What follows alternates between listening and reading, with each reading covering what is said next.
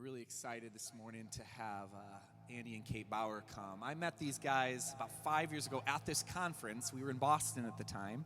If you remember, we sat at a table together, and I just got chatting with them. They were about ready. I don't know if you had just started, you were about on the brink of it, of planting their church, Fireside Church, up in sort of the Newburyport area of Massachusetts, kind of north of Boston there. And so they were telling me their story of church planning and sort of that journey, which obviously has its challenges, but then also their family story as it comes to their daughter, Ellie. I'll let them tell their own story, but from then, following their story of planting, following their story of walking through one of the most challenging seasons I can imagine for any parent's a child who is sick while planting a church. They have such a beautiful perspective on something that was talked about last night, the idea of embracing suffering. This is actually something that is one of their stated values of their church. So like, hey, we're going to plant a church, and one of our values is suffering. How about starting a church with that? And yet this beautiful way that their story weaved into building a vision for a church and walking together through that is something that has really been powerful to me. Please give a round of applause to Andy and Kate Bauer.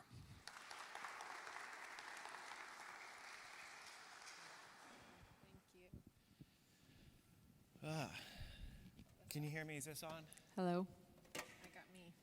You want to go that side or this side?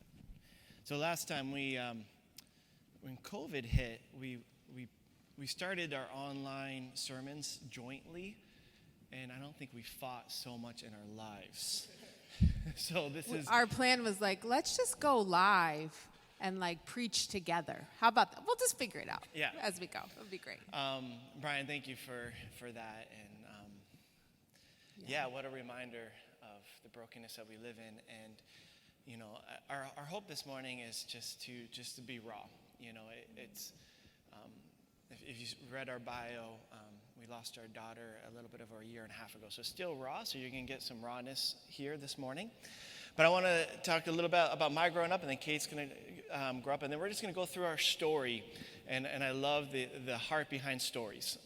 There's no teaching. It's just, this is what God did in our life. This is the vision that God placed in our church, in our journey. And we are going to stay true to that vision until God tells us otherwise. And that's kind of how we operate. But my name's Andy. I actually grew up in New Hampshire. I grew up in Hampton. And I grew up in a great Baptist church that Steve White used to work at. And parents who were youth group leaders. And I was a church rat through and through. Went to Gordon College. And my dad was an entrepreneur. So my dad owned an engineering firm. His dad was a businessman, owned like a financial kind of investment firm. And so that's my dad's side. And then on my mom's side, my grandfather, my mom's dad, was a pastor. His brother was a pastor. My mom's brother was a pastor. My cousin's a pastor. And so you have pastors and entrepreneurs, and then you come, and here I come out. And so you would think, what do you do with that? Well, you plant a church. And so it is in my DNA. I went to Gordon College. After Gordon College, I started my own company. So I thought, I'm going to leave ministry to the side, even though I had a youth min major, and I'm going to go and be a millionaire by the age of 30. I'm well over 30, and I am not a millionaire. And so that was kind of my trajectory. And then a part-time position opened up at a church as a youth pastor. And I felt like, where do I feel closest to God? And it was in ministry. I took that, and then that turned into a full-time job, which turned into a family pastor. And so that's kind of the story pre-planting.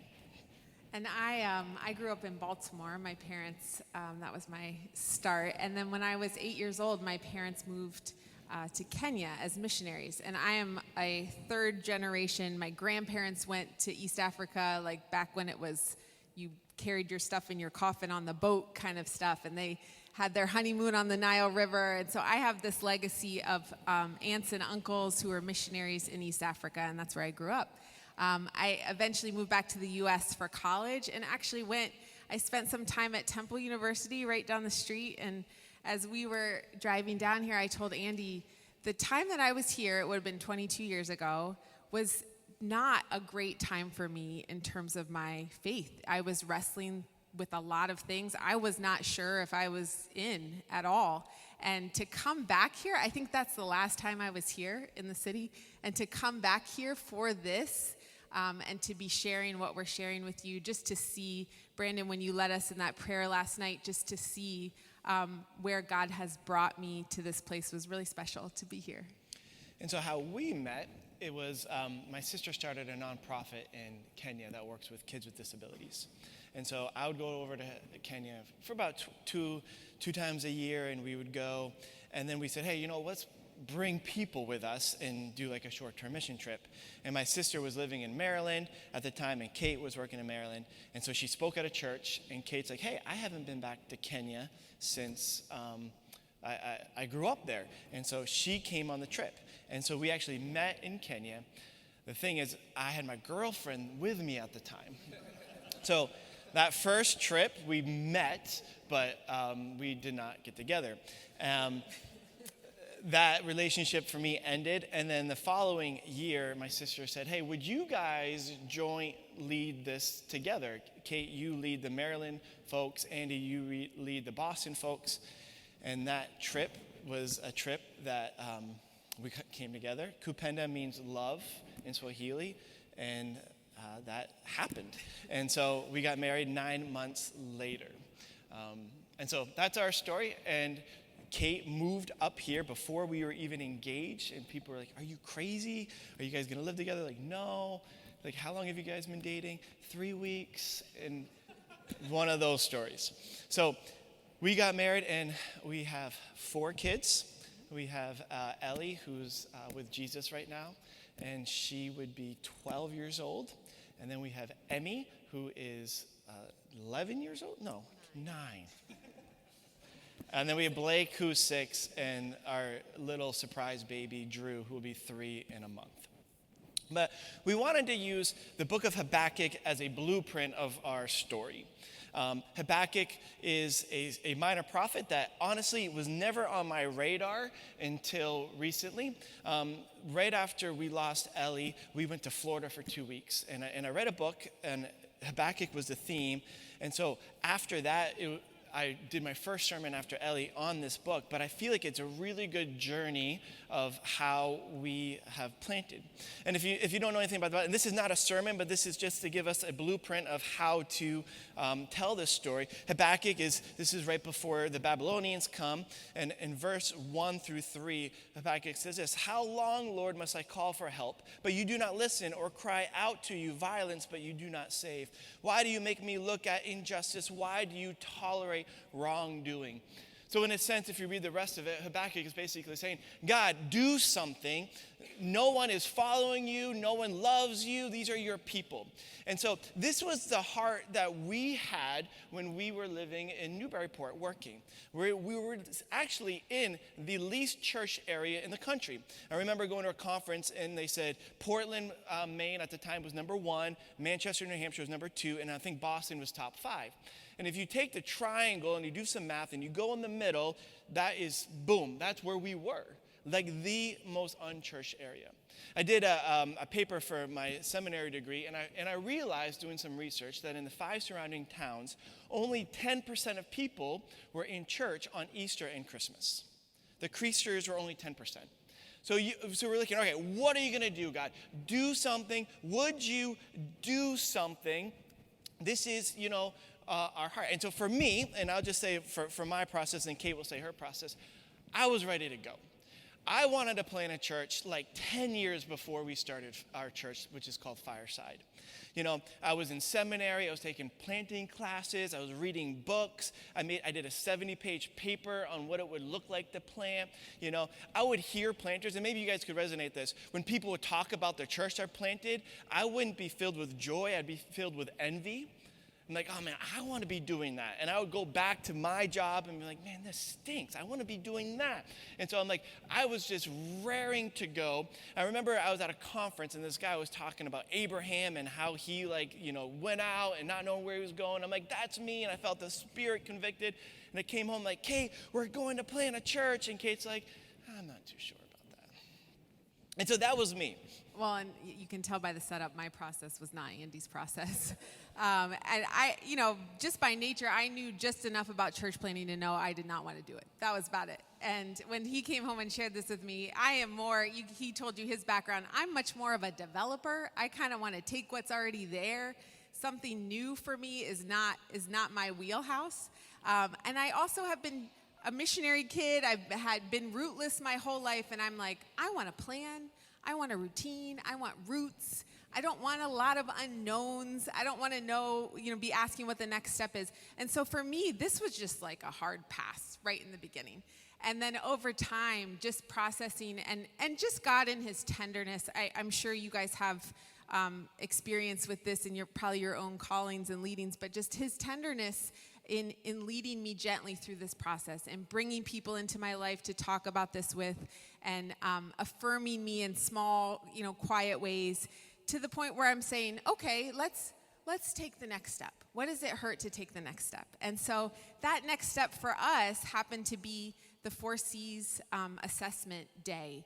And we went, and that was one of the most pivotal days for me in the discernment process, because when we sat down and started to write down, what is your vision? What would that look like? It was like, whoa, we have a vision. Whoa, God has been doing something and leading something in us that we were able to articulate that day. And, just hearing about the ways we're wired differently, but how that could be a good thing, all the things that you go through. And I just remember getting in the going and bursting into tears, both from kind of relief of, this is awesome, we're going to do this, and we're going to do this. and so again, I think that was the beginning of saying, you know what, God, we're just going to take the next step. I don't need to know 10 steps. I don't need to know the whole plan. Just show me the next step. And that is kind of what we're still doing in a lot of ways, but that was kind of what it looked like for me. And that next step was to meet with our current leadership team at our previous church about what does transition look like. But going back to Habakkuk, this was God's response to Habakkuk's plea to do something.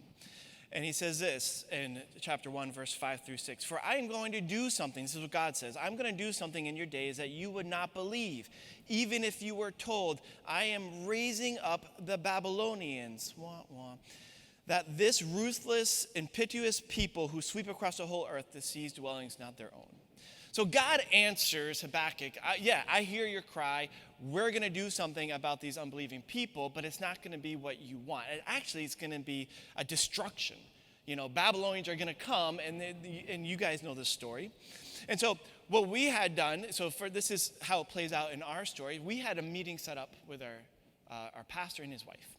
And they have known that we've been wanting to plan. They've known we've been assessed. And there's hey, let's do dinner. Let's talk about this. What does this transition look like? Before we had that meeting, the same day, Ellie had something going on in her abdomen. And they thought it was constipation. And one of our best friends works at Boston Children's and said, hey, I got you guys an appointment.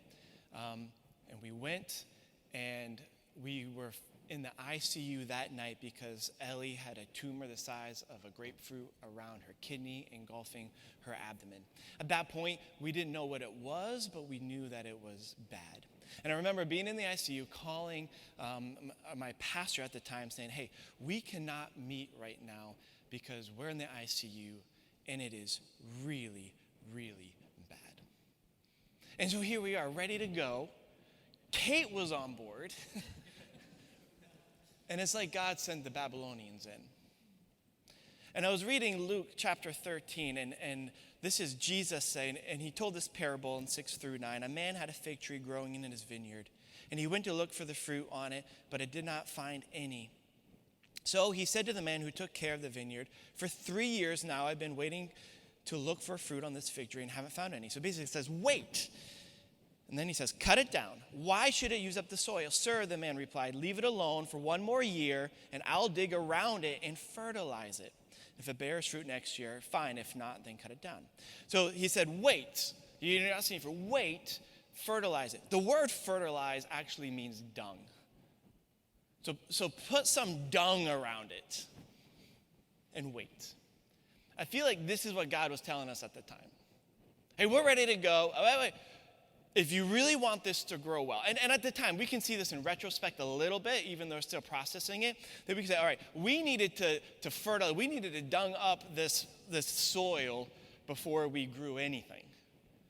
Not our plan, but God's plan, and how he wanted to form that in us.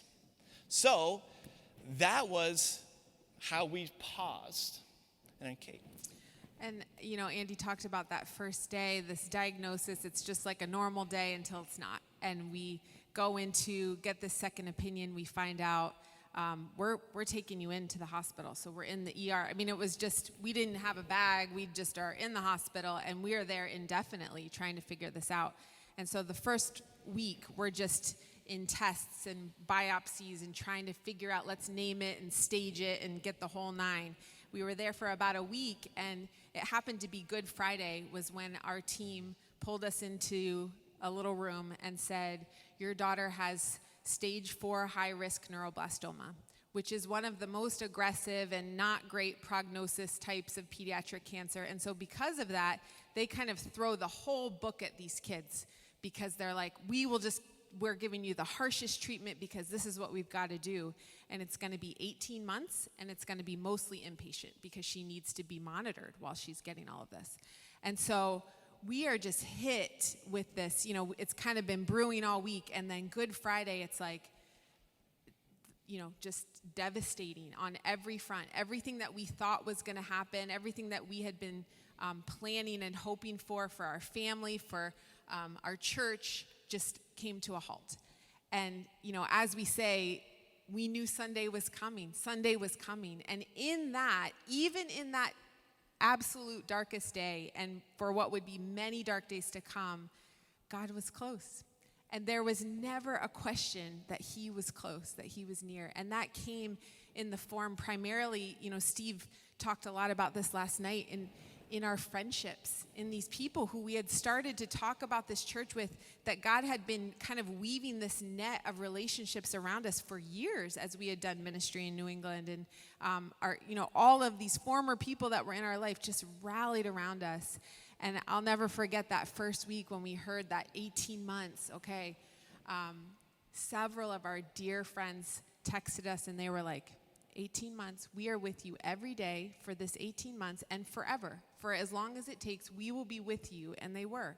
They camped out in the waiting rooms. They prayed when we didn't even know they were there. They would sit in meetings and take notes in case the shock was like too much for us to remember.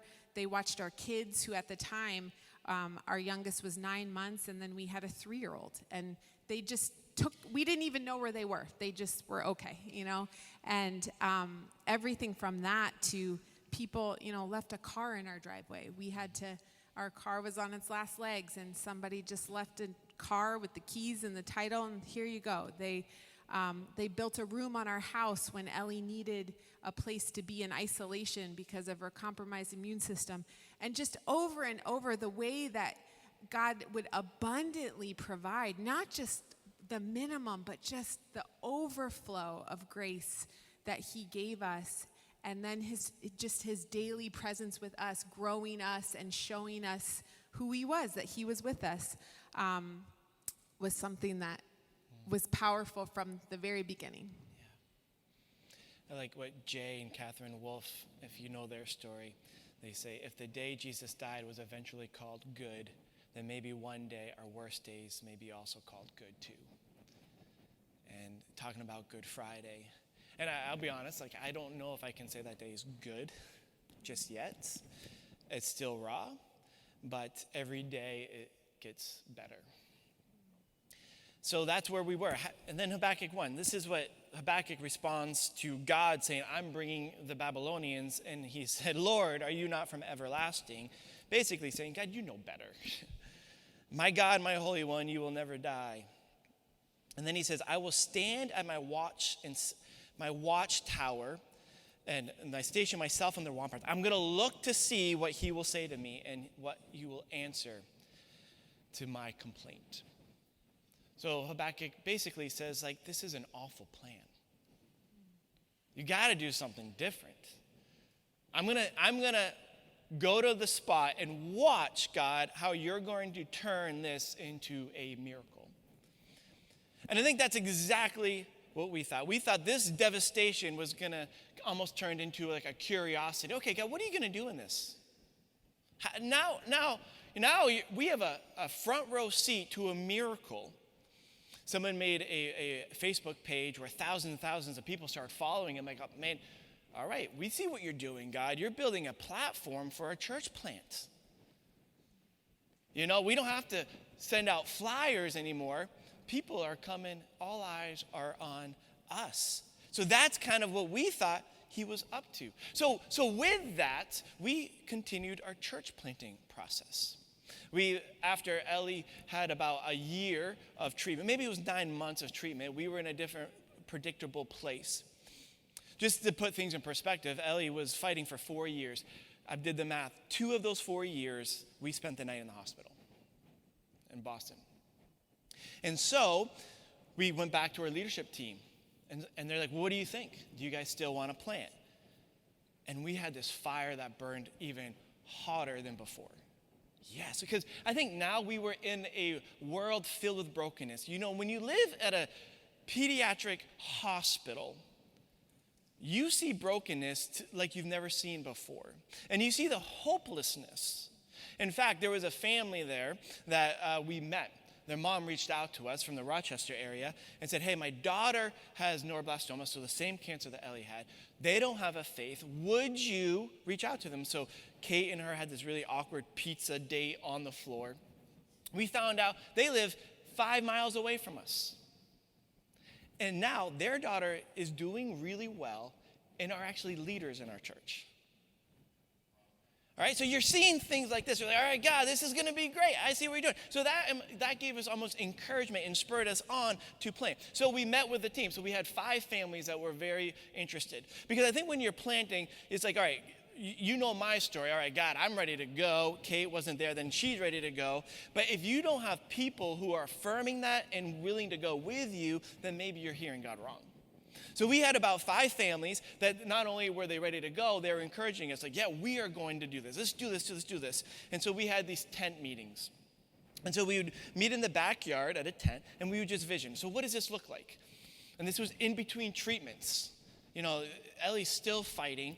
And at this time, Ellie's doing really well. She's responding really, really well. Because again, we said, all right, God, the devastation is going to turn into like a restoration story. It's going to be fantastic.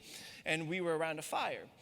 And so as we were around the fire, I remember one day in a coffee shop saying, hey, our church should be called Fireside. Because this is what church is. And I remember I brought a bunch of kids on a mission trip. There was 80 of us around a campfire up in the boonies of Maine. And people were like worshiping, giving testimony. I'm like, this is what church is like. This is what church should be. Like everyone standing around a fire. And then you look at the Bible and God represents as fire throughout the scriptures. You're like, hey, if God is fire, we want to be as close to him. We want to be Fireside. So we started vision casting and we started meeting monthly and it was awesome. And then we said, you know, there are others that we know of that would, you know, are interested in this. And so then we started a launch team and then we would do worship nights and we would gather people and do like barbecues and just try to like vision cast. Like, because what we wanted with the plan is like, we didn't want to be another church, right? You know, we wanted to be a church with the vision that God gave us. So if people are like, hey, we want better preaching, better worship, better kids ministry, like, well, we're not looking for better. That's not what we're trying to do. We're just looking to reach different people. Greg Rochelle says to reach different people, you need to do different things. And so we would make sure people knew the vision that God had for us. Do you know what we're trying to do here? And so we did all that. And then our first service was 3 months after Ellie's last treatment, and she was no evidence of disease. And we met in a school, and here we go. We are ready to go. And at this point, our church is starting to gain some momentum. God's been doing a work in us as leaders. We're trusting him more, and we're starting to get some rhythms. Leaders are starting to step up. As Andy said, we're starting to see change and transformation. It's like, oh, this is kind of what we were hoping would happen and what we've been praying for. And it was almost like just when we started to get going, even for us to be present after being in the hospital, to just be physically present with people in the room, talking to them.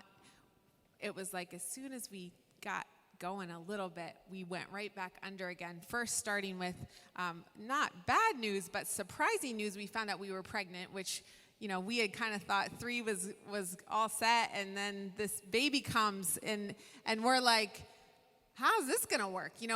In the midst of everything, now we're thinking about a baby, I'm pregnant, and all this. And then a much sadder thing was our second daughter all of a sudden starts having these weird symptoms. She's drinking a lot, she's peeing a lot, and we went to our pediatrician. They thought it was behavioral. Fast forward, it turns out not behavioral. It turns out she has kind of an infiltration in her brain, in her pituitary stalk, that is cutting off the hormone that has your kidneys concentrate your urine. And so that was its own thing, dealing with this problem, but bigger than that was what caused this. And the most likely explanation is we think it's a germinoma. We think it is a form of brain cancer that she's dealing with. And so now Ellie is kind of doing okay. She's not out of the woods. She's stable. I'm pregnant. We've got a second daughter, and we are now going to the Jimmy Fund Clinic with 2 daughters, and for different things with different teams. And we're just like, what? God, what are you doing in this? We thought we were, we thought we knew what this was. We thought we knew the story, and just trying to figure out, okay, how does this work? How do we keep going in the middle of it? Yeah, I remember taking both girls to the Jimmy Fund because they would, if you guys don't know what the Jimmy Fund is, it's the Boston Children's outpatient clinic. And all eyes were on us because almost every staff knew what are the chances. 2 unrelated diagnoses, a brain tumor and neuroblastoma. And I remember people just thinking like, oh my goodness. And then 9 months after our launch, Ellie relapsed. And the thing about neuroblastoma, 50% of kids do relapse and there's no cure. And so a lot of news just hit us. You gotta be kidding me. And then COVID hits. And then we are going back and forth from New York City back to Boston. We're just all over the place. COVID hits, and we're thinking, God, what are you doing? Okay, God, what you're doing, this is what my interpretation is like. Okay, maybe that story wasn't enough attention. This is. You're just going to do a bigger miracle. You're just going to do a bigger miracle. What a way to launch a church. We want to be like the early church, and that's how the early church started. They go around healing people, so that's the church we're going to be. But that wasn't the case. Going back to Habakkuk, this is what God said. For the revelation awaits an appointed time. It speaks of the end and will not prove false. Basically, God is saying, no, this is what I'm going to do. I'm going to send the Babylonians, and our Babylonian was Ellie's death. No, I'm going to take her. And in February of 2021, she was with Jesus. And we had her in our room, and we still, even an hour after her death, thought that God was going to resurrect her, truth be told. And as we were in our room, we never left her side for a whole week, fasted, held her hand. Outside in our parking lot in the middle of February, we're talking about Boston people, were about 30 of our church people worshiping from 6 to 10 p.m. every night. In her garage, in COVID, we had 1.5 feet of snow one night, and they were there. And we were there holding her hand, listening to the worship of our church that just became a church about a year or 2 before, worshiping God. The good news is, one of the sermons I was preaching right before Ellie passed, I was preaching online, and I got a call from the doctors. Emmy was going to go and have a brain biopsy, which would require 4 days in the ICU, pretty invasive. And they went to go and do a scan just to map out how they were going to do it. They called and said, we can't believe it, but it's shrunk. Cancer doesn't shrink. So Emmy, even to this day, does not have cancer. I don't want to call it a miraculous thing because they weren't 100% sure.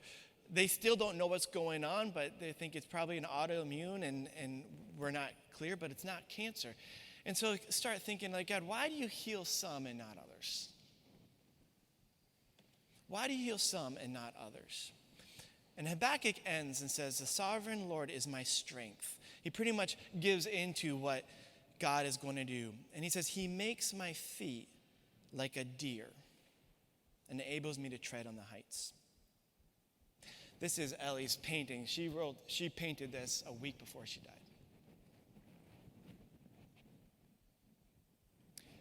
She asked Kate to write that down. No idea why. I think we saw a deer in our backyard a few months before. We might have referred to this verse. So here's where we're at. So say, all right, God, you're not going to move this mountain. You must give us the strength to climb it. You have to give us feet like a deer. Steve talked about one of his points was that you are going to suffer. Expect it. See, I'm all about that, but there was a limit that I'm uncomfortable with, and God crossed that limit for me. So this was the soil. This was like the dung in which Fireside grew from. And so that was our story of Ellie. And Kate, why don't you? And I think, this became the soil that our church came from. And as Brian said, like from the beginning, it wasn't that we, like, what's our values going to be? It was like, this is who we are as a church, is we want to give people a proper theology of suffering, because we know that suffering is either going to transform you or destroy you. And we have been given permission to step into people's pain. By nature of our experience, we now have access to a lot of people and their pain.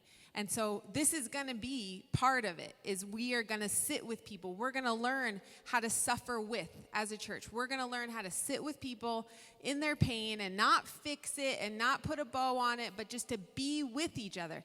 This was how we started, and this was how we were operating. And I think, in the very beginning, I kind of shared with you my hesitancy in all of this, my hesitancy to plant, to even take the next step.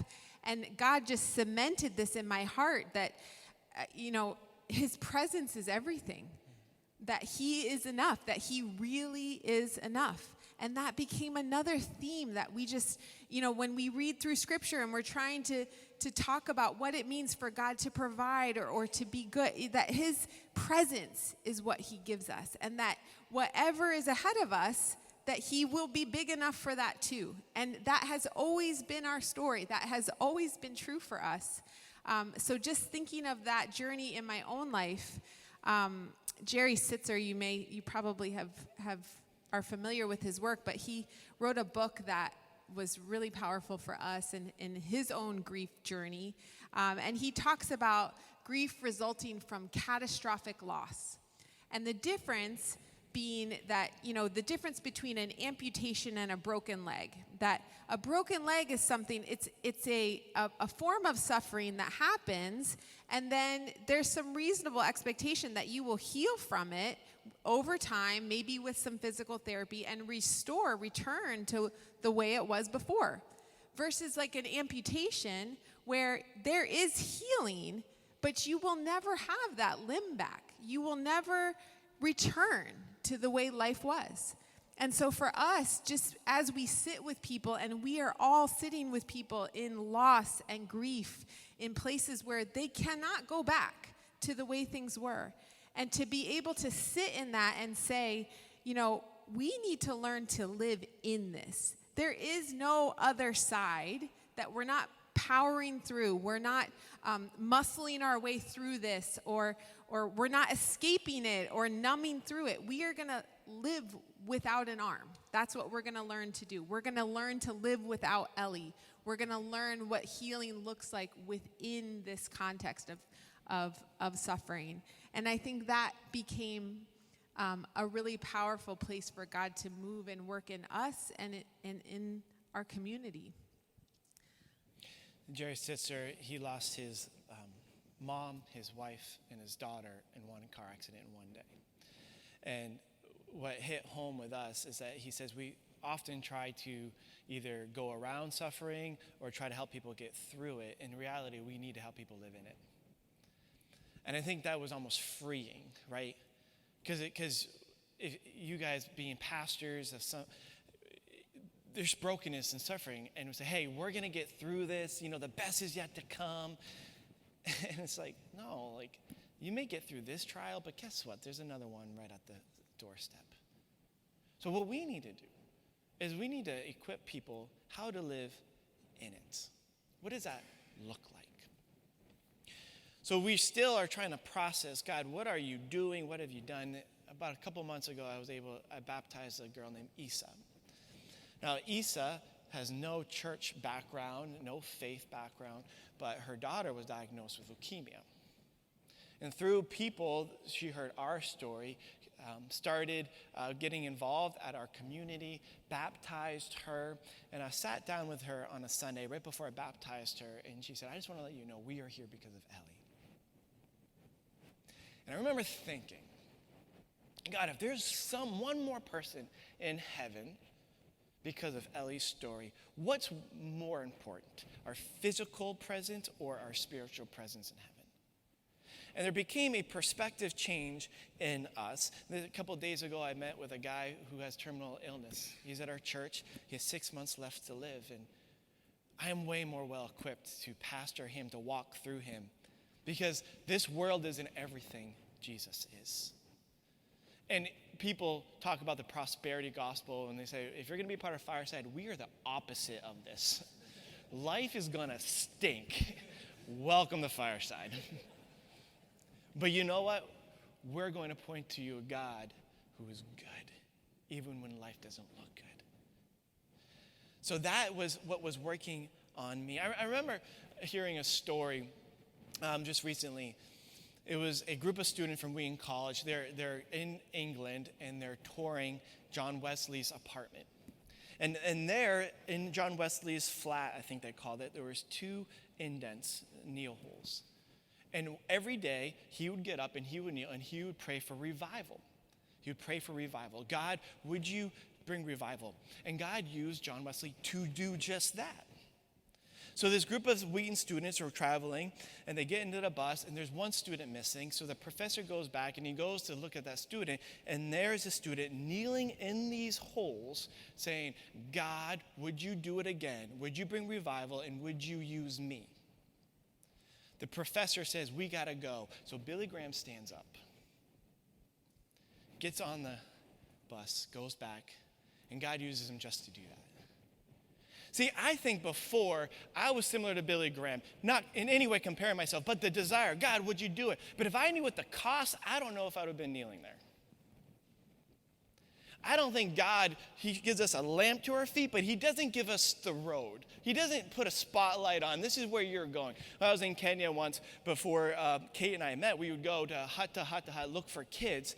And I remember one time he said, all right, we're looking for this one child. She had cerebral palsy. It's like, all right, Leonard. His name was Leonard. Like, where are we going? We just got to get to that tree. So we get to the tree. Like, are we there? It's just right next to that hut. We get to the hut. All right, now where is it? You see that little river? That's the river. We kept on doing this. I am sweating. I don't do well in the heat. So I'm like, Leonard, where is this place? And he says, we're here.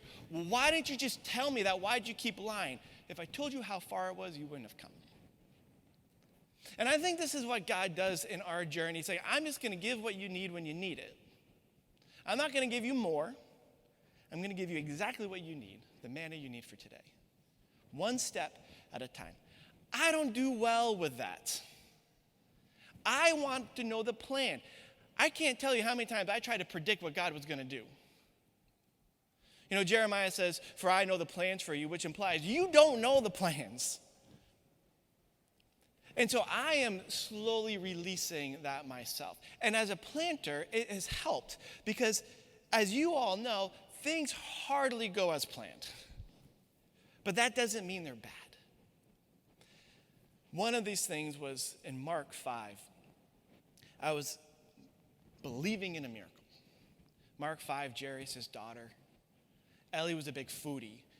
And if you know the story, you know, the father, Jairus, goes to Jesus, heal my daughter, she's dying.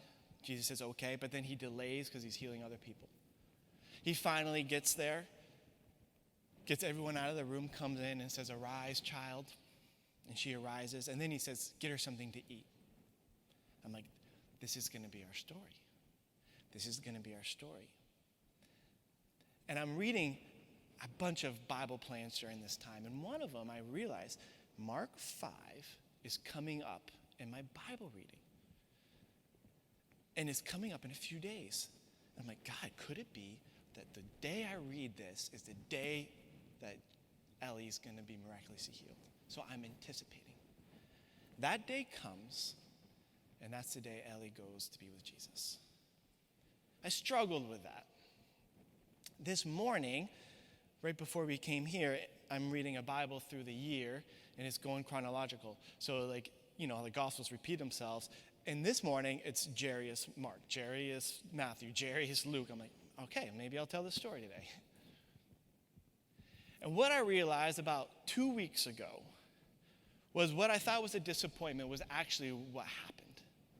That on that day, Jesus literally said, arise, child. Probably said, get her something to eat. A nice flaming young was her favorite meal.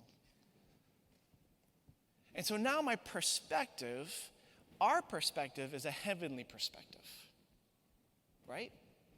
Completely changed. Heaven is our focus. Not that, C.S. Lewis says, those who the most in this world have a focus on the next. And so now, whatever comes our way, it's like, you know what? Worst thing that can happen is I can be with Jesus. Oh, and by the way, my daughter's there. And my dad. That's not bad. And if we believe it, then it actually gave us an urgency to preach it more and more and more. So that is where we are at now. Still trying to figure it out. Taking the next step.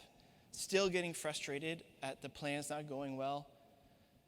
Still trying to say, God, what are you going to do with all this? And we don't know, but it's been a journey. And so that is our story up to now. Appreciate you guys listening to us. Again, it's still raw, but God is still good. And the fact that we still exist as a church now is a miracle in itself. And I believe that we are stronger than before COVID, which is miraculous. So thank you.